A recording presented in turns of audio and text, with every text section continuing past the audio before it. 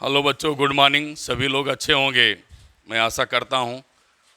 और हम लोग न्यूमेरिकल ही पढ़ रहे हैं। आज नए वीडियो की तरफ चलते हैं। नया वीडियो बनाने से पहले सुन लें ध्यान से कि मैं एडिशनल न्यूमेरिकल पढ़ा रहा हूं। एडिशनल न्यूमेरिकल में बेटे एनसीईआरटी को आसान नहीं समझना चाहिए, क्योंकि इसमें कॉन्सेप्ट लगता है, और कॉन्सेप्ट अगर क्लियर पहले से थ्योरी के हैं तभी आप इसको बढ़िया सा कर सकते हैं, अदरवाइज प्रॉब्लम तो आएगी ही।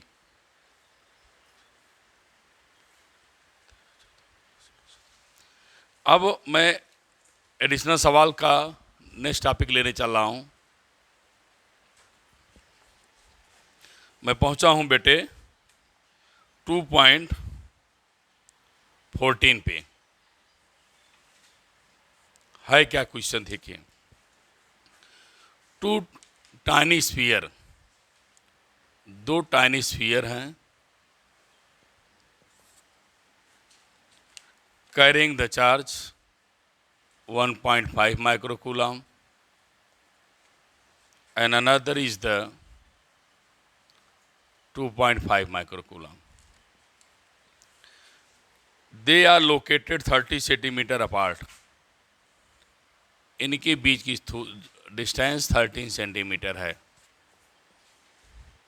Find potential and electric field mid point line M joining. बेटे आपको मिड पॉइंट पर, मिड पॉइंट का मतलब 0.15 मीटर, 0.15 मीटर। मिड पॉइंट पर आपको पोटेंशियल भी बताना है और बेटे इलेक्ट्रिक फील्ड भी बताना है। जब पोटेंशियल इलेक्ट्रिक फील्ड बताना है तो कैसे निकालेंगे? बड़ा आसान तरीका मैं कई बार बता चुका हूं, कैसे सॉल्व करेंगे।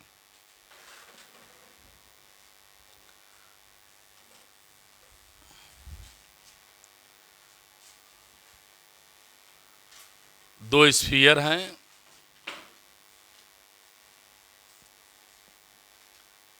एक की वैल्यू 1.5 माइक्रोकूलम है, दूसरे की वैल्यू 2.5 माइक्रोकूलम है। एक दूसरे से बेटे 13 सेंटीमीटर पर हैं। बेटे मिड पॉइंट ले लेंगे, पी बिंदु ले लेंगे तो 0.15 मीटर, 0.15 मीटर बचेगा।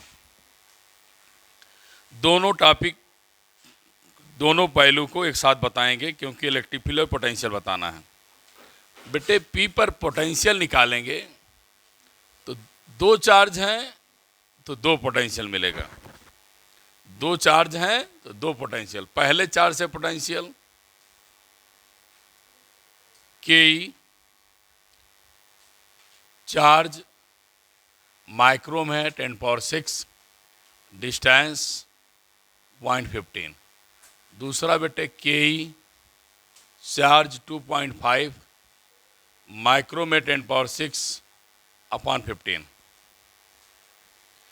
जब ये दोनों चार्ज का पोटेंशियल आ गया तो नेट पोटेंशियल की एक वैल्यू रख लेंगे 9 × 10⁹, 1.6 × 10⁻⁶, 0.15, 9 × 10⁹, 2.5 10⁶/0.15। अब इसकी वैल्यू सॉल्व करके आप पाएंगे 2.4 10⁵ वोल्ट। लेकिन आपसे यहीं पी पर इलेक्ट्रिक फील्ड पूछ लिया है। इलेक्ट्रिक फील्ड के लिए बेटे दोनों चार्ज क्या हैं? पॉजिटिव हैं।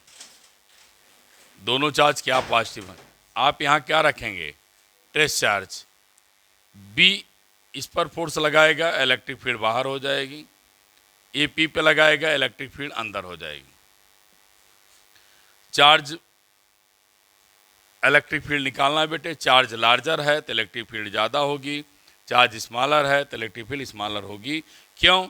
क्योंकि डिस्टेंस से सेम है। तो नेट इलेक्ट्रिक फील्ड दोनों को सब्ट्रैक्ट कर देंगे। ध्यान दीजिए, अगर कोई टेस्ट चार्ज रख दिया यहाँ पर तो 2.5 इस पर फोर्स लगाएगा तो फोर्स की डायरेक्शन बाहर होगी। फोर्स की डायरेक्शन बाहर होगी तो इलेक्ट्रिक फील्ड भी बाहर होगा। ये चार्ज इस पर फोर्स लगाएगा तो बाहर इलेक्ट्रिक फील्ड की डायरेक्शन भी बाहर होगी। अब नेट इलेक्ट्रिक फील्ड निकालेंगे तो larger charge larger electric field, smaller charge small electric field, दोनों के इलेक्ट्रिक फील्ड वैल्यू क्या किया, सबट्रैक्ट कर दिया। अब हर बच्चा जानता है 9 × 10⁻⁹ सब में कॉमन है। होता क्या है बेटे, बी चार्ज अपॉन डिस्टेंस का स्क्वायर 2.5 10⁻⁻6 डिस्टेंस का स्क्वायर माइनस 1.5 डिस्टेंस का स्क्वायर। ये आपको नेट इलेक्ट्रिक फील्ड की वैल्यू निकालेंगे तो मिलेगी बेटी 4 × 10⁻⁵ न्यूटन पर कूलम और वोल्ट पर मीटर। बड़ा आसान है, ध्यान सुन लें। दो चार्ज दिया था, पी पर पोटेंशियल निकालना है, दो चार्ज दो potential, charge upon distance add कर दिया। इलेक्ट्रिक फील्ड दो होगी बेटे, इसकी इलेक्ट्रिक फील्ड ज़्यादा होगी, इलेक्ट्रिक फील्ड इसकी क्या होगी, कम। चार्ज अपॉन डिस्टेंस का स्क्वायर, चार्ज अपॉन डिस्टेंस की स्क्वायर। समय को बचाने के कारण मैं बेटे बहुत ज़्यादा सॉल्व नहीं कर रहा हूँ, कॉन्सेप्ट सिखा दे रहा हूँ, जिससे आप लोग सवाल आए तब ना कर लीजिए। अगला पूछा है, at the point 10 centimetre from mid point plane normal to line passing through mid point, वहाँ पर आपको इलेक्ट्रिक फील्ड निकालना है। 10 centimetre from mid point of the normal.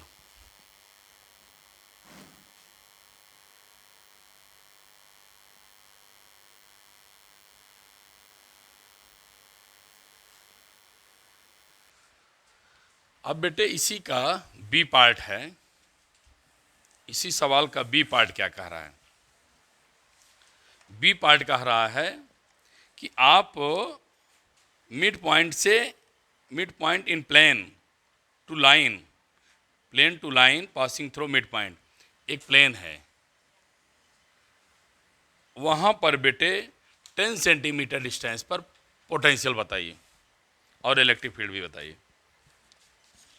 तो अब बिटिया अब जान रहे हो ये भी डिस्टेंस सेम है और ये भी डिस्टेंस सेम है, ये जो रेडियस होगी ये भी क्या होगी, सेम होगी। बात समझ में आई। आप निकाल लीजिएगा तो √15 का स्क्वायर √10 का स्क्वायर आप निकालेंगे बेटे 0.18 आएगा। तो मैं भी लिख दे रहा हूँ, ये डिस्टेंसेज इक्वल होंगी, पॉइंट क्या हो जाएगी 18 मीटर। ठीक, फिर एकदम आसान है बेटे, पोटेंशियल दो चार्ज दो पोटेंशियल, क्या मूर्खता वाला क्वेश्चन है, कोई मतलब है नहीं है। क्या कर दोगी बिटिया, के चार्ज अपॉन डिस्टेंस, के चार्ज अपॉन बोलो डिस्टेंस, बस खत्म। चार्ज अपॉन डिस्टेंस हो गया। हम इसको सिखा रहे हैं बेटे, वैल्यू रखना तो आप रख करके निकालेंगी तो 2.5 2 × 10⁵ वोल्ट आएगा। 2 × 10⁵ वोल्ट आ जाएगा। आप वैल्यू रख सकते हैं, इसमें कोई कन्फ्यूजन नहीं है, वैल्यू रखने के लिए स्वतंत्र हैं।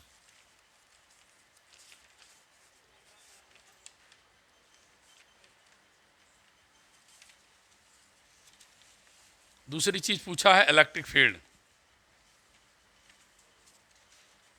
दूसरी चीज पूछा है हमसे इलेक्ट्रिक फील्ड बताइए। बता रहे हैं, 1 मिनट इंक ले लें बस।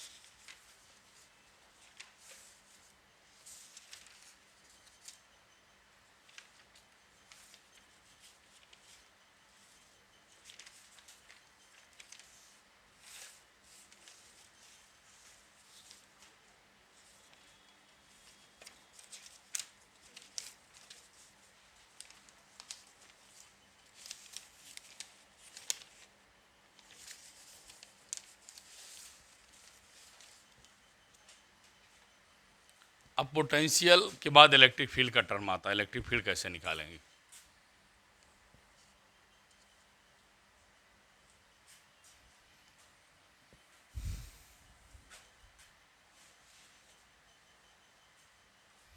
सपोज किया बेटे इसके इलेक्ट्रिक फील्ड ई बी ले लो, इसकी इलेक्ट्रिक फील्ड क्या ले लीजिए ए, दोनों के बीच एंगल क्या है थीटा, दोनों के बीच का एंगल क्या मान लिया थीटा।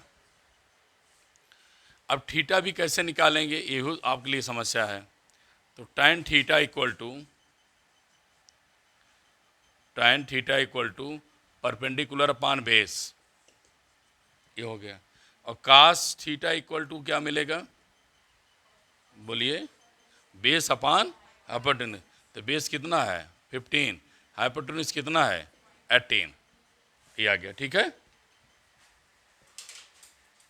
दो इलेक्ट्रिक फील्ड और वैल्यू यहाँ है, तो आप लोग पढ़े हैं R square equal to A square plus B square two A B क्या कॉस थीटा। तो बेटे resultant electric field equal to E1 का स्क्वायर E2 का स्क्वायर टू E1 E2 क्या मिलेगा कॉस थीटा। तो बेटिया ई स्क्वायर हटा रहे होते हैं, क्या हो जाएगा, रूट हो जाएगा।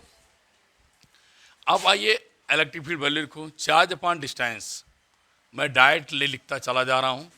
9 × 10⁹ चार्ज 1.5 × 10⁻⁶, डिस्टेंस 0.18 का स्क्वायर।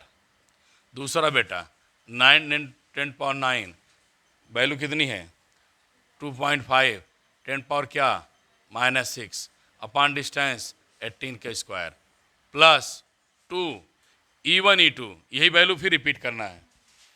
तो 9 × 10⁹ 1.6 1.5 10⁻⁶ अपॉन 0.18 का स्क्वायर, 9 × 10⁹ 2.6 10⁻⁻ क्या 6 अपॉन 0.18 का square into cos theta 0.15 upon क्या 0.18। अब इसे आप सॉल्व कर लेंगे, जैसा कि मैं अपने वैल्यू को देख करके सॉल्व कर बता दूं। ई की वैल्यू 6.58 10⁵ न्यूटन पर कूलाम आएगी। आप लोग कर लेंगे ना, समझ गए, बहुत टफ तो नहीं है ना, बोलो, सब कॉन्सेप्ट हैं सवाल। NCERT को आप पढ़िए ज़रूर, क्योंकि कंपटीशन में आता है, और अच्छे से बढ़िया से पढ़िए। जहाँ भी आता है मैं आप लोगों से बच्चे यही कहना चाहता हूँ कि आप लोग भी, सब लोग, वीडियो कैसी लग रही है ज़रूर कमेंट करें, ये भूले नहीं। वीडियो को कमेंट करने में, लाइक करने में कितना देर लगता है बेटे, लेकिन हमें कहते हैं कोई आपके लिए वीडियो बना रहा है, शेयर कर रहा है, लिंक दे रहा है, और अपनी हार्ड वर्क के साथ आपको ले जोड़ा है, तो आप इतना तो कर ही सकते हैं ना। नहीं करने पर ये लगता है कि ये बच्चे क्या करेंगे, हम इतना कर रहा बच्चा हमारा इस टाइप का है।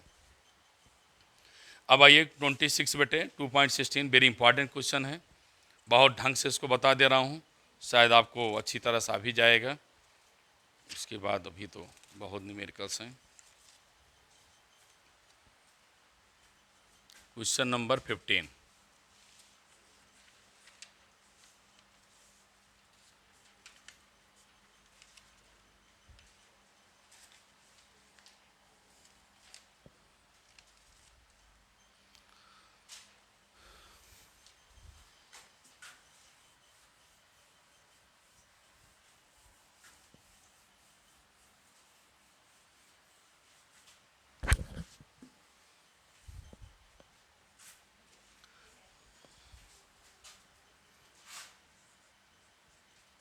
देखिए 2.15 क्या कह रहा है।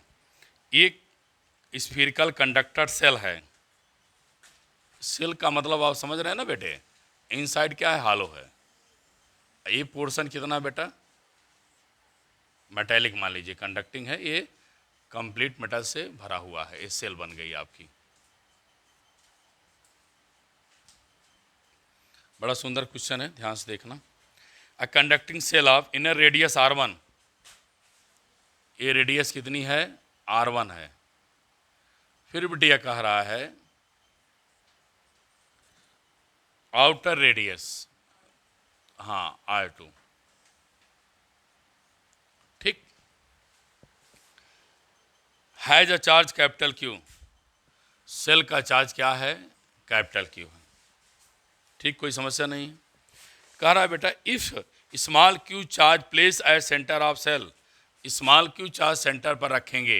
ये बोर्ड में आया हुआ क्वेश्चन है, आप ध्यान रखिएगा, ये बोर्ड का क्वेश्चन है, बहुत आसान ना समझिएगा ना सरल समझिएगा, ये बोर्ड क्वेश्चन पूछा हुआ है, भले आपके एडिशनल में हायर ऑर्डर थिंकिंग क्वेश्चन आते भी रहते हैं। तो पूछा बेटे what is surface charge density inner and outer. बेटे सरफेस चार्ज डेंसिटी इनर, पहले क्या पूछा, इनर, बाद में आउटर पूछा, इनर, फिर आप क्या करेंगे, आउटर।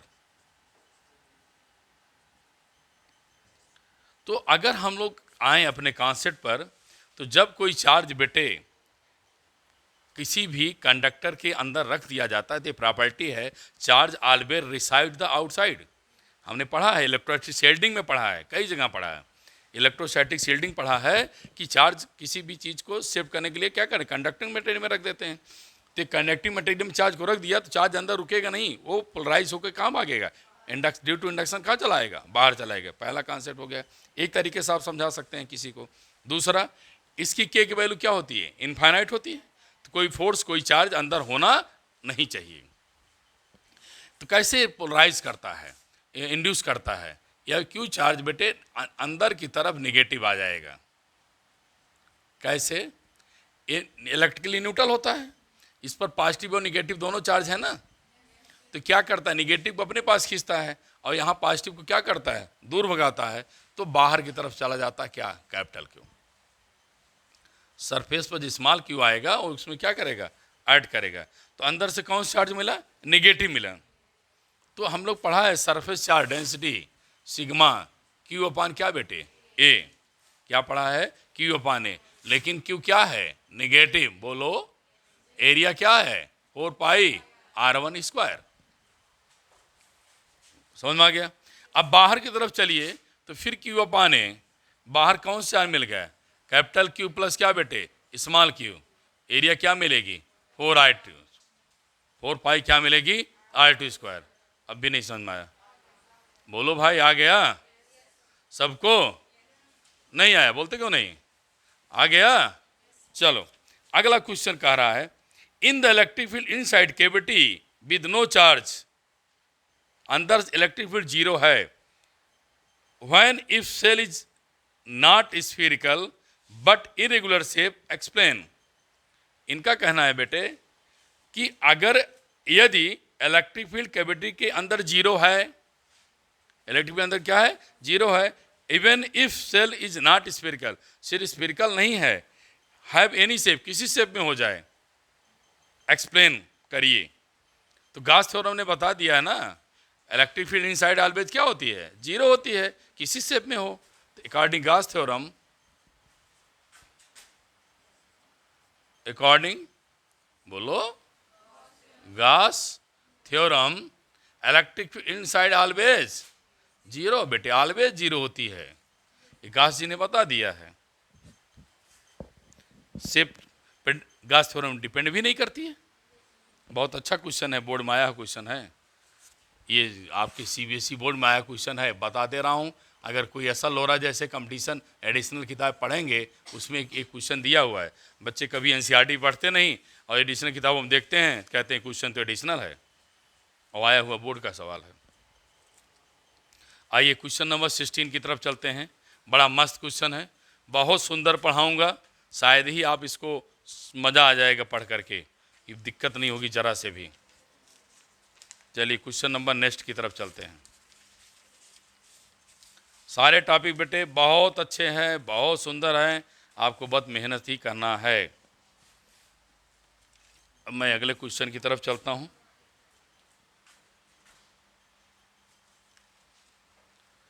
अगला क्वेश्चन ये है सेल का, तीन,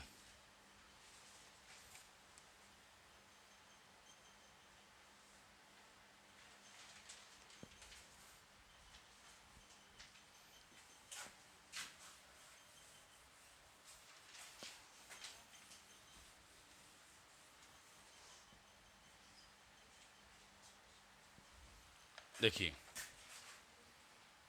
2.16 वेरी इंपॉर्टेंट फॉर कंपटीशन, जिसे आप हमेशा परेशान रहते हैं, नीट एंड जेईई है क्या बेटे। सो लो चलिए दिखाइए, प्रूव करिए। So the normal component of electrostatic field has discontinuous from one side of surface to another एक साइड से दूसरी साइड में क्या होती है, इलेक्ट्रिक फील्ड डिसकंटिन्यूअस होती है, मतलब बराबर नहीं होती है ना। देखिए शो करिए, normally component of electric field discontinue one side the other surface that value is given. अब ये प्रूव करना है, आगे चल के फिर प्रूव करना है। So that outside always sigma unit vector upon epsilon not. Underline कर लीजिए, दो क्वेश्चन है आपके एनसीईआरटी के, दो क्वेश्चन बताने हैं, उसके बाद फिर बी पार्ट पे आएंगे। देखिए अब बिटिया उसने कहा है चार्ज सरफेस है, क्या है बेटे, चार्ज सरफेस कह दिया ना, बोला करो क्या कह दिया, चार्ज सरफेस। तो बेटे चार्ज सरफेस ले लो, खूब सुंदर से पढ़िएगा, बहुत मजेदार क्वेश्चन है, पढ़ करके आनंद आ जाएगा। ये चार्ज सरफेस है बिटिया, बच्चे हमेशा बताओ ये क्या है, कंडक्टर है ना, चार्ज सरफेस है तो कंडक्टर है। चलो अब ऊपर की तरफ ताकिए, मैं यहाँ पर एक गॉसियन सरफेस का छोटा सा पार्ट ले लिया, सॉरी स्फीरिकल सरफेस का पार्ट लिया, गॉसियन सरफेस नहीं, स्फीरिकल सरफेस का पार्ट ले लिया। वह पार्ट क्या लिया बेटा, ds, और यूनिट वेक्टर कहाँ होगी, बाहर, ठीक है। पॉइंट ए ले लो और यहाँ के इलेक्ट्रिक फील्ड मान लो E1। एक इसका एरिया वेक्टर कहाँ होगा बेटा, इनसाइड होगा। इलेक्ट्रिक फील्ड भी कहाँ होगी, इनसाइड होगी। ये पॉइंट क्या मान लीजिए, B। उसने कहा है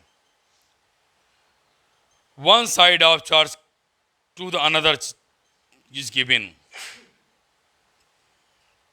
unit vector always perpendicular to surface, ठीक है।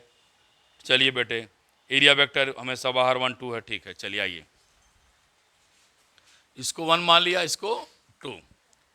अब बेटे ध्यान सुनना, मैं 2 लाइन में कर दूंगा, अच्छा सा सुन लिया ना। कोई कंडक्टिंग स्फीयर है, और आपको शो करना है इनसाइड आउटसाइड में इलेक्ट्रिक फील्ड क्या होती है, डिसकंटिन्यूअस फॉर्म में होती है, वो वैल्यू निकालना है। फिर दिखाना है कि बाहर ही इतनी होती है। तो हम इसको क्या किया, गॉसियन सरफेस लगा दिया। अगर बेटे अकॉर्डिंग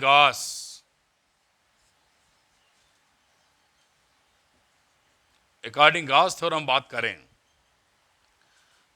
तो for A for B 2 points हैं, सुनना ध्यान से, एक बार पढ़ेंगे याद हो जाएगा, दूसरा दिन पढ़ना नहीं है। प्लेन शीट से इलेक्ट्रिक फील्ड क्या पढ़ा है, सिग्मा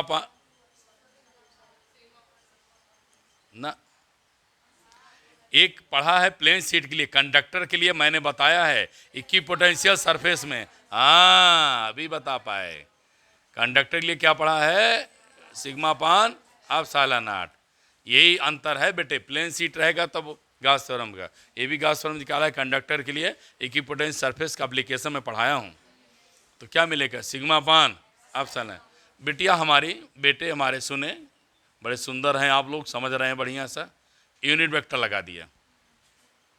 अब कोई मजबूरी है समझने में, बोलो भाई, नहीं है, यूनिट वेक्टर लगा दिया तो वेक्टर बन गया। चलो अब आगे बी पॉइंट पर आइए, कोई लिखेगा नहीं, सुनिए, बी पॉइंट पाइए। अब बताइए कंडक्टर के अंदर इलेक्ट्रिक फील्ड लाइंस होती हैं, तो वैल्यू क्या हो गई बिटिया हमारी, इससे वेक्टर बनाएगी तो 0 इंटू यूनिट वेक्टर 11 पढ़ा है, यूनिट वेक्टर किसी मल्टीप्लाई करो तो क्या हो जाता है, 0 वेक्टर बन जाता है। बोलो यार, इसने कहा है E2 में से E1 सबट्रैक्ट करिए। चलो बिटिया आइए आंसर की तरफ, E2 माइनस क्या लिखेंगे, या E1 माइनस E2 लिखो, कोई दिक्कत नहीं है। E1 माइनस क्या लिखा, E2, E1 माइनस क्या लिखा, E2, कोई दिक्कत है नहीं, बोलिए दिक्कत है बताना। E1 माइनस क्या कर दिया, E2।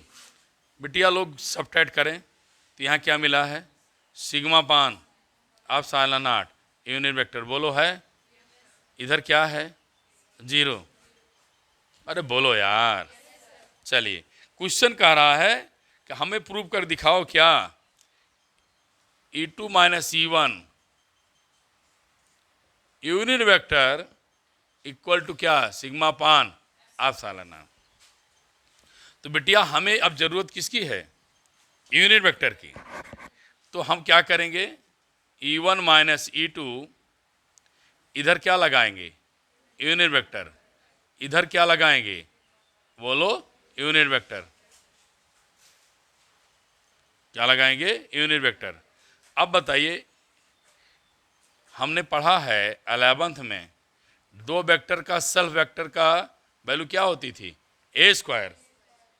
तो यूनिट वेक्टर से निकालोगे तो ए मीन्स मैग्नीट्यूड। तो यूनिट वेक्टर मैग्नीट्यूड कितना होता है? 1। ये वैल्यू कितना दे देगा? 1। अर्थात ये अपनी वैल्यू क्या हो गई? 1। तो E1 minus E2 equal to sigma पान आप साइलन। दिखाई दे रहा है? ठीक, समझ में आया? फिर इसको मैं बता दूं, बच्चे हो ना समझ पाए हो। E1 ये है, E1 वैल्यू रख दिया। E2 ये है, E2 वैल्यू रख दिया। तो E1 माइनस E2 सिग्मा पान क्या? Epsilon not. यूनिट वेक्टर्स दोनों तरफ क्या किया? मल्टीप्लाई कर दिया, क्योंकि हमें प्रूव कर दिखाना है। और यूनिट वेक्टर से हमने पढ़ा ए डॉट ए क्या होता है? A square in class 11th। A dot B, A B cos theta वाला याद है? तो यूनिट वेक्टर क्या हुआ? 1। इसकी वैल्यू क्या हो गई? 1 रख दिया।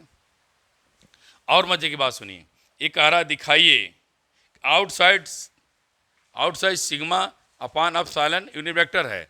तो बेटे हमने पहले प्रूव कर दिया है। क्या? इनसाइड क्या है? बोलबे नहीं करेंगे। इनसाइड क्या है? 0। E2 क्या है? 0। तो बिटिया बच्चे रखो value 0 equal to unit vector equal to क्या? Sigma upon epsilon naught. E1 unit vector is give क्या? Sigma upon epsilon naught. शायद आपकी मंजिल पूरी मैं कर दिया।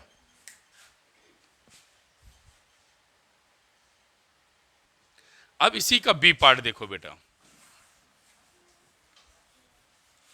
इसी का बी पार्ट। अब बी पार्ट में आइए हम बताएं आपको। मैं अपना कॉन्सेप्ट दिया हूं, अगर मेरी वीडियो बार बार आप देख रहे होंगे तो मैंने इक्विपोटेंशियल सरफेस में पढ़ा है बेटा। इक्विपोटेंशियल सरफेस बताया है कि अगर tangent electric field theta angle बनाए तो क्या बनाती थी? E cos theta. ये क्या बनाती थी? ई साइन थीटा। मैंने क्या बताया था? Electric field always perpendicular, no have tangent component. तो टेंजेंट कंपोनेंट वैल्यू क्या हुआ? 0। तो थीटा इक्वल टू क्या लाया था? 90। बता चुका हूं। और ये कह भी रहा है, यही पूछ भी रहा है, so that tangent component electric field one side of charge conductor to another used to Gauss theorem. In fact, no work done in the loop is 0. Electrostatic loop is 0.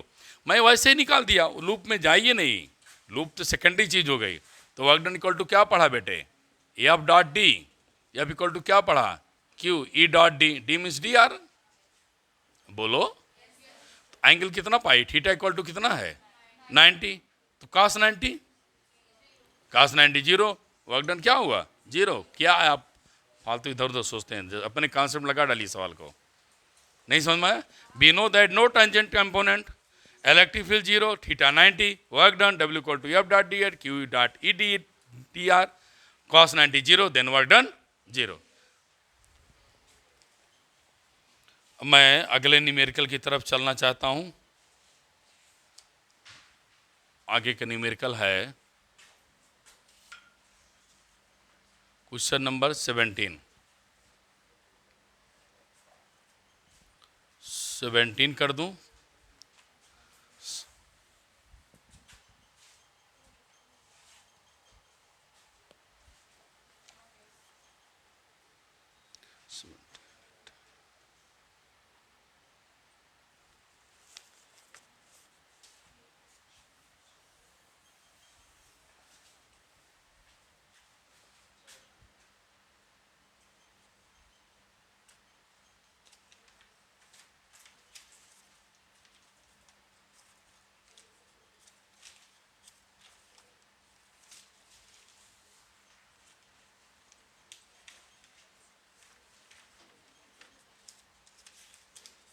देखिए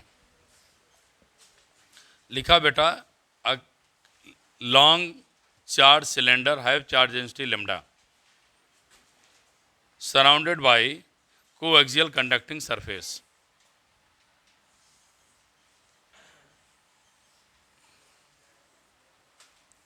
Surrounded by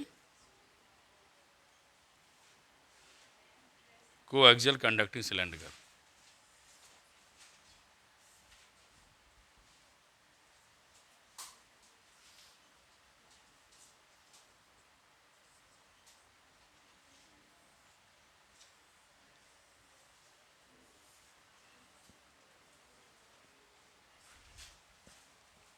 इसकी radius R1 ले लो, इसकी radius R2। इसका derivation आप लोग पढ़ चुके हैं बेटे, मैं भले यहाँ बता दे रहा हूँ। According Gauss theorem phi equal to q upon epsilon naught. Phi equal to क्या पढ़ा है, E dot d s q upon epsilon naught. ये गाउस थ्योरम का एप्लीकेशन है, हाँ स्ट्रेट वायर का बेटा। ई डी एस कास क्या था 0, lambda q equal to lambda equal to क्या क्यू अपॉन एल, तो क्यू इक्वल टू क्या लेमडा एल, तो लेमडा एल अपॉन क्या एप्सिलॉन, तो E surface 2 pi r L lambda L upon क्या epsilon, L L cancel, equal to क्या मिलेगा lambda upon 2 pi epsilon are.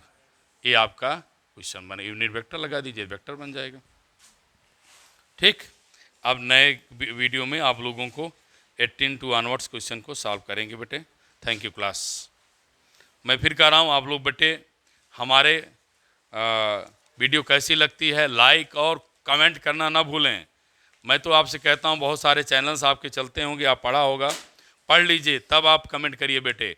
मेहनत करने के बाद फल मिलना चाहिए, जैसे मैं आपको देता हूँ वैसे मैं आशा करता हूँ आप कमेंट करें, भूलें ना। थैंक यू मेरे डियर स्टूडेंट्स सभी, all of you, thank you.